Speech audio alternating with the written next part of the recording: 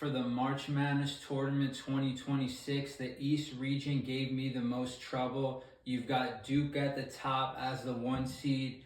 They've got some injuries. What are you going to do with Duke? I think it starts there. Their early competition in terms of those 4s and 5s are St. John's and Kansas.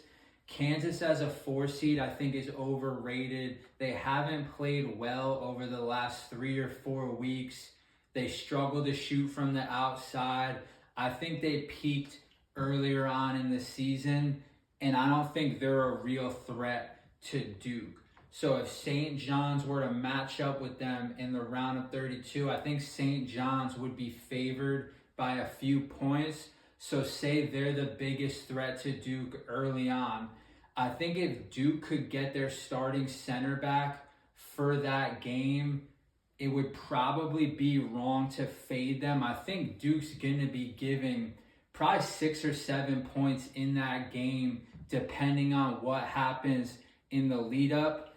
At the bottom of the region, you've got UConn as the 2 and Michigan State as a 3. I think those teams are the threat to Duke, and that wouldn't happen until the final 8 rounds. UCLA is interesting. They're a 7 seed. They finally got healthy briefly and then had some injuries in the Big Ten tournament, even though they had success. So they're one of the bigger spreads for a 7-10 game. They're a pretty big favorite. I think they'll get to the second round, but I'm not sure they're going to have enough juice to beat UConn because it doesn't seem like they're going to be at 100% full strength. But I think they're a notable team to mention.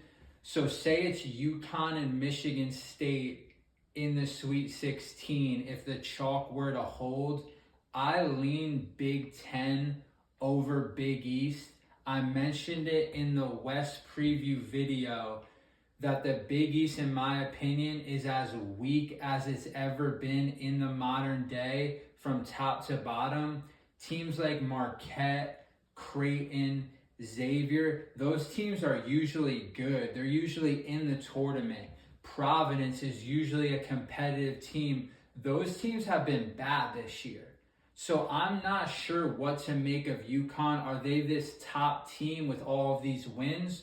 Or have they been beating up on competition that's mediocre, but maybe seems like it's good? I'm not exactly sure what to make of it. I think Duke would be favored by a field goal, maybe more, over either of those teams.